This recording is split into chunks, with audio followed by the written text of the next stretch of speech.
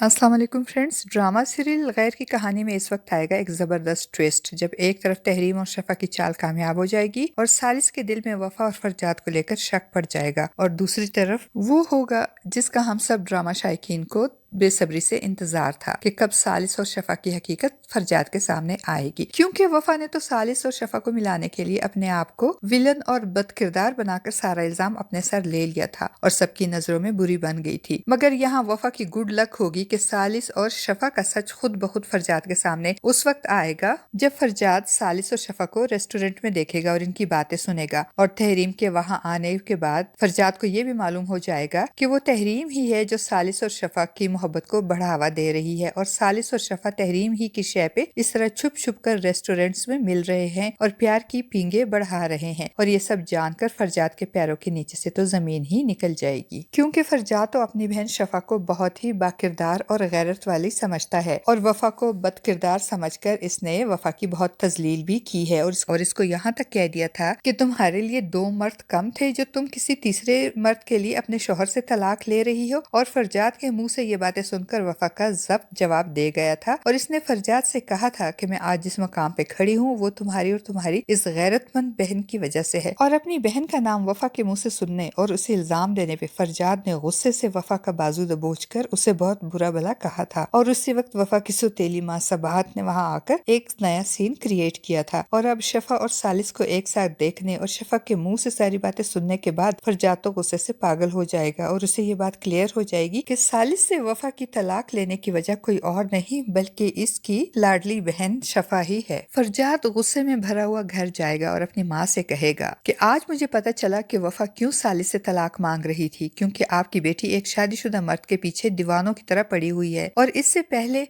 कि ये बात बाहर निकले और सबको मालूम हो जाए, आप जल्द अज जल्द खामोशी से शफा की शादी कर दे। और फरजाद के मुंह से ये बातें सुनकर तो फरजाद की माँ के पैरों के नीचे से भी जमीन निकल जाएगी, और जब शफा की माँ गुस्से से भरी हुई शफा के कमरे में जाएगी तो उस वक्त शफा सालिस से वीडियो कॉल पे यही बातें कर रही होगी कि जल्द अज जल्द वफा को तलाक देकर इसे जान छुड़ाओ और मेरे घर रिश्ता भेजो। शफा की माँ शफा की सारी बातें सुन लेगी और गुस्से में एक जोरदार थप्पड़ इसके मुंह पे मारते हुए कहेगी कि तुम इस हद तक गिर जाओगी, मैंने कभी सोचा भी नहीं था। और दूसरी तरफ सालिस, जो कि ये जानता था कि वफा के इससे निकाह से पहले फरजाद वफा को पसंद करता था, मगर इसके निकाह के बाद वो बात खत्म हो गई। मगर अब शफा से मिलने और इसकी बातें सुनने के बाद कि वफा और फरजाद का रिश्ता तय होने वाला था और दोनों अब भी एक दूसरे से मोहब्बत करते हैं, और वफा सालिस से तलाक सालिस और शफा की खुशी के लिए नहीं बल्कि फरजाद की मोहब्बत हासिल करने के लिए ले रही है, सालिस के दिल में वफा की तरफ से बदगुमानी आ जाएगी और वो वफा को शक की नजर से देखेगा। अब सालिस बार बार वफा से एक ही सवाल मुख्तलिफ अंदाज